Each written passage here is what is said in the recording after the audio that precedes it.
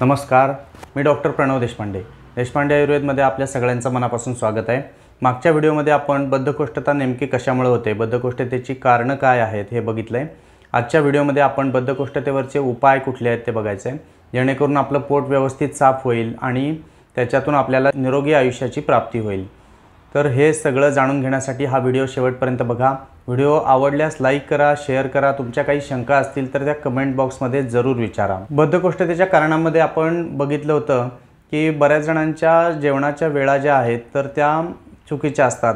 काही जण दुपारी उशिरा जेवतात, त्यानंतर रात्रीचं जेवणसुद्धा खूप उशिरा होतं आणि रात्रीचं जेवण उशिरा झाल्यामुळे बऱ्याच वेळा जागरण होतं आणि त्यानंतर सकाळी जाग उशिरा येते आणि पोट साफ होत नाही। तर ह्याची जी सुरुवात आहे तर ती आपण बदलणं गरजेचं आहे।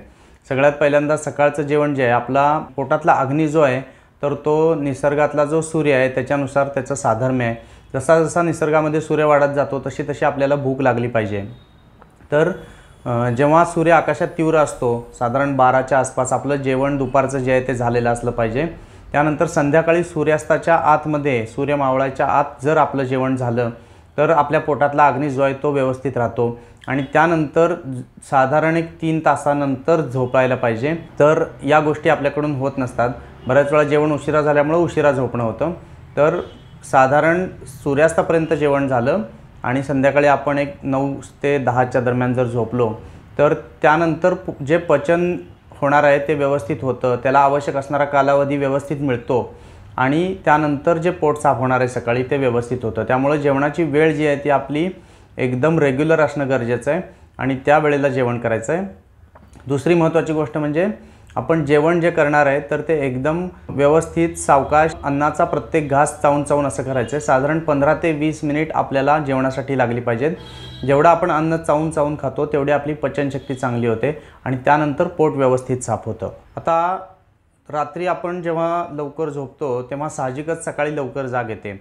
आयुर्वेदाने जेव्हा दिनचर्या सांगून ठेवलेली आहे तर त्यामध्ये असं सांगितलं आहे की सकाळी उठण्याची वेळ जी आहे तर ती ब्राह्मी मुहूर्तावर आहे।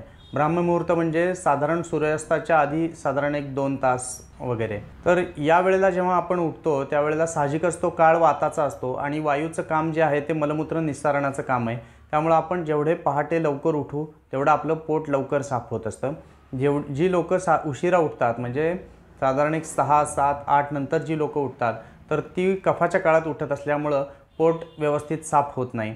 त्यामुळं ज्यांचं पोट साफ होत नाही त्यांनी सगळ्यात पहिल्यांदा लवकर उठायला सुरुवात केली पाहिजे आणि तुम्हाला लवकर उठायचं असेल तर तुम्हाला लवकर झोपणं गरजेचं आहे। तर या छोट्या छोट्या सवयी आत्मसात करायच्या आहेत आणि त्यातूनच आपलं पोट साफ होणार आहे। आता त्यानंतर आपण येऊया आहाराकडं। आपल्या आहारामध्ये जेवढा स्निग्धांश जास्त असेल तेवढा आपलं आतडं जे आहे तर त्यातला कोरडेपणा जो आहे तो कमी व्हायला मदत होते, तिथला वात जो आहे तर तो कमी व्हायला मदत होते। मोठं आतडं जे आहे तर ते वायूचं मुख्य ठिकाण आहे। पक्वाशय जे आहे ते वायूचं मुख्य ठिकाण आहे आणि वाताचा गुण हा वृक्षता किंवा कोरडेपणा आणणं असल्यामुळं मलाला कोरडेपणा तिथं यायला लागतो जर आपण वृक्ष अन्न जास्त खात असू। म्हणजेच आपण मागच्या एका व्हिडिओमध्ये बघितलं होतं की कडधान्यांचं अतिसेवन जे आहे, व्यायाम न करता जर आपण अतिसेवन करत असू कडधान्यांचं तर जी कडधान्य वातुळ आहेत तर ती त्या पोटामध्ये जाऊन आतड्यामध्ये जाऊन वृक्षता वाढवणार आहेत आणि त्यातून पोट साफ होणार नाही आहे।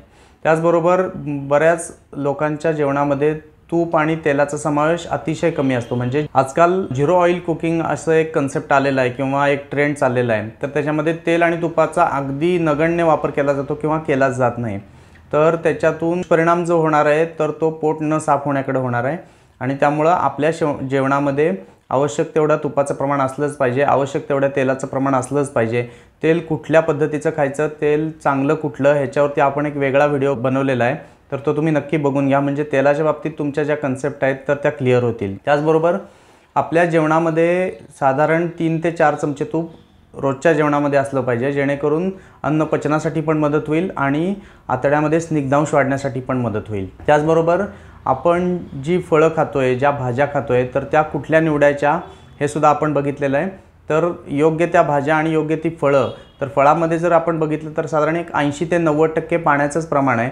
त्यामुळं फळांचं आपण जर व्यवस्थित सेवन करत असू तरीसुद्धा आपल्या शरीरातला जलीय अंश आणि स्निग्धांश हे मेंटेन राहण्यासाठी मदत होते आणि त्यातून आपलं पोट साफ व्हायला लागतं।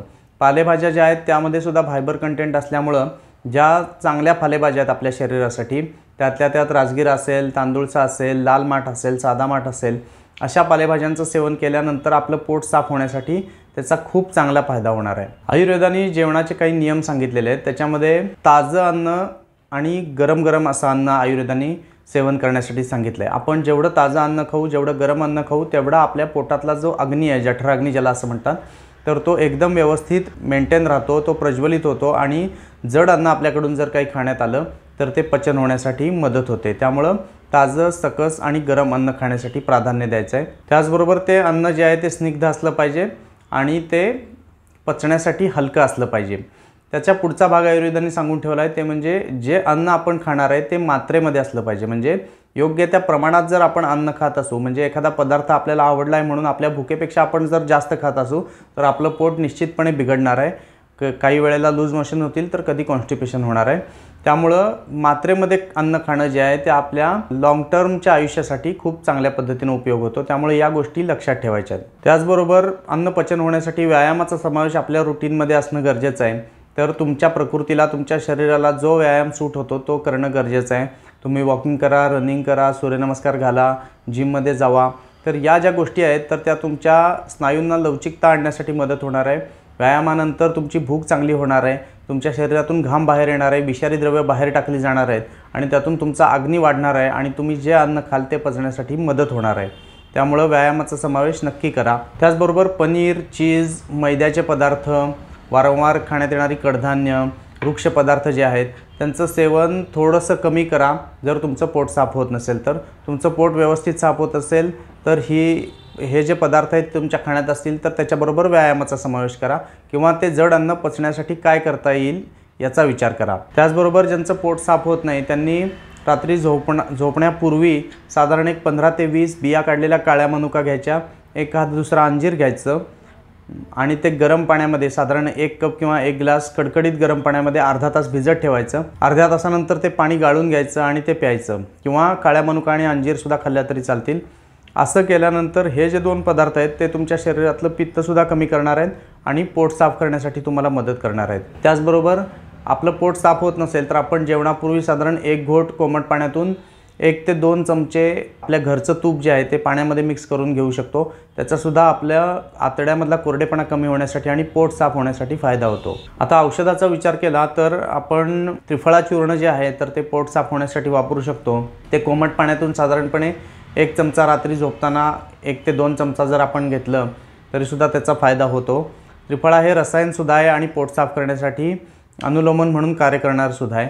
तर आपल्या प्रकृतीनुसार आपल्या जवळच्या वैद्यांकडून त्याची माहिती जाणून घेऊन ते चालू केलेलं जास्त उपयुक्त ठरेल। त्याचबरोबर आपल्या रोजच्या रुटीनमध्ये किंवा तुम्हाला ज्या दिवशी सुट्टी असते आठवड्यातून साधारण 1 ते 2 दिवस एरंडेल तेलाचं जर आपण सेवन केलं तर त्याच्याने सुद्धा आपलं पोट साफ होण्यासाठी मदत होते। आपले आतडे जे आहेत ते स्वच्छ आणि शुद्ध व्हायला त्याच्याने मदत होते। आपल्या प्रकृतीनुसार, आपल्या कोठ्यानुसार आपण त्याचं प्रमाण ठरवू शकतो। साधारणपणे जर रोजच्या रुटीनमध्ये घ्यायचं असेल तर ते 2 ते 3 चमचे म्हणजे साधारण एक 10 मिलीपर्यंत आपण त्याचं सेवन करू शकतो। तर एरंडेल तेल घेताना साधारण 1 घोट कोमट पाण्यातून ते आपण घेऊ शकतो, गरम दुधातून घेऊ शकतो, नुसतं घेऊ शकतो। आपण आपल्यासाठी जी पोळी किंवा भाकरी करणार आहे तर त्याच्या कणकेमध्ये आपण ते मिक्स करून त्याचं सेवन करू शकतो। एरंडेल तेलाचं उत्पादन भारतामध्ये भरपूर प्रमाणात आहे। अख्ख्या जगामध्ये भारत एरंडेलाच्या उत्पादनात 2 नंबरवरती आहे। त्यामुळं एरंडेलाची कमी आपल्या देशामध्ये नाही।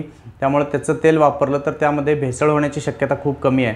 त्यामुळं ते जर आपल्याकडं विपुल प्रमाणात आहे तर त्याचा वापर आपण करून घेतला पाहिजे। बरीच लोक अगदी कमी पाणी पितात किंवा खूप जास्त पाणी पितात।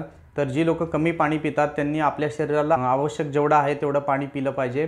पाण्याचा अंश जर जलीय अंश कमी झाला तरीसुद्धा आपण जे अन्न खातोय ते पचण्यासाठी मदत होत नाही आणि कोरडेपणा वाढायला लागतो। त्यामुळे आवश्यक तेवढं पाणी घेतलं पाहिजे। पाणी कायम बसून घेतलं पाहिजे। त्याचबरोबर नॉनव्हेज खाणारी जी लोक आहेत त्यांनी सुद्धा आपल्या अग्नीचा विचार करून, आपल्या प्रकृतीचा विचार करून नॉनव्हेज खाल्लं पाहिजे, कारण ते पचायला जड आहे आणि त्यानंतर पचनक्रिया होण्यासाठी जो वेळ लागणार आहे तेवढा देणं गरजेचं आहे आणि त्याचबरोबर तुमचा व्यायाम असणं सुद्धा गरजेचं आहे। तर या सगळ्या गोष्टींचा विचार करून नॉनव्हेजचं सेवन करायचं का नाही हे प्रत्येकाने ठरवायचं आहे। ज्यांचं पोट साफ होत नाही त्यांच्यासाठी पंचकर्मामधला एक बस्ती म्हणून प्रकार असतो, तर तो सुद्धा आपण करू शकतो। तुमच्या प्रकृतीनुसार तुमचे वैद्य जे आहेत तर ते बस्ती कुठली द्यायची, त्याचं प्रमाण किती द्यायचं हे ठरवत असतात। साधारणपणे तेलाच्या बस्ती ज्या आहेत तर त्या तुमच्या आतड्यामधला रुक्षता कमी करण्यासाठी मदत करतात आणि निरोह बस्ती म्हणजे काढ्याच्या ज्या बस्ती आहेत तर तो तुमचं आतडं जे आहे ते शुद्ध करण्यासाठी त्याचा फायदा होत असतो। त्यामुळं वर्षातून एकदा त्या ऋतूमध्ये पंचकर्म करणं गरजेचं आहे। नुसती अनुवासन बस्ती जी आहे ती सुद्धा तुम्ही तुमच्या वैद्यांच्या सल्ल्याने तुम्ही घेऊ शकता। साधारणपणे आठवड्यातून एकदा, सलग 7 दिवस, आठवड्यातून 2 वेळा, 15 दिवसातून एकदा, महिन्यातून एकदा तुमच्या प्रकृतीनुसार तुम्ही त्याचं प्रमाण तुमच्या वैद्यांच्या सल्ल्याने ठरवू शकता। अनुवासन बस्ती म्हणजे तेलाची बस्ती, तर त्याचं तुम्ही योग्य प्रमाणात तुमच्या वैद्यांच्या सल्ल्याने वापर करून घ्या। अलीकडच्या बऱ्याच शोध निबंधामध्ये प्रसिद्ध झालेला आहे ब्रेन आणि आपल्या गटचा जो संबंध आहे, तर त्या हिशोबाने किंवा त्या अनुषंगाने आपण जेवढे टेन्शनमध्ये असतो किंवा आपण जेवढा स्ट्रेस आपल्याला असतो तर त्याचा परिणामसुद्धा आपलं पोट साफ होण्यावरती किंवा आपल्या पचनक्रियेवरती येत असतो। तुम्हाला एखाद्या गोष्टीचं अचानक टेन्शन आलं तर बऱ्याच जणांना कॉन्स्टिपेशन होतं किंवा काही जणांना लूज मोशन लागतात। आचार्य चरकांनी एक भय जातीसार म्हणून प्रकार सांगून ठेवला आहे, तर तो याच गोष्टीतनं होतो आणि हे गट ब्रेन संबंधातून आजकाल सिद्ध झालेलं आहे। त्यामुळे तुम्ही जेवढे मनाने निरोगी असाल तेवढे शरीराने निरोगी राहाल, ही गोष्ट कायम लक्षात ठेवा। या सांगितलेल्या उपायांचा जरूर वापर करा। तुमचं आतडं स्वच्छ ठेवा, तुमचं शरीर निरोगी ठेवा। काही शंका असतील तर त्या कमेंट बॉक्समध्ये नक्की विचारा। तुम्हाला हा व्हिडिओ कसा वाटला मला नक्की सांगा। पुन्हा भेटू एका नवीन आणि शास्त्रोक्त माहितीसह। तोपर्यंत नमस्कार।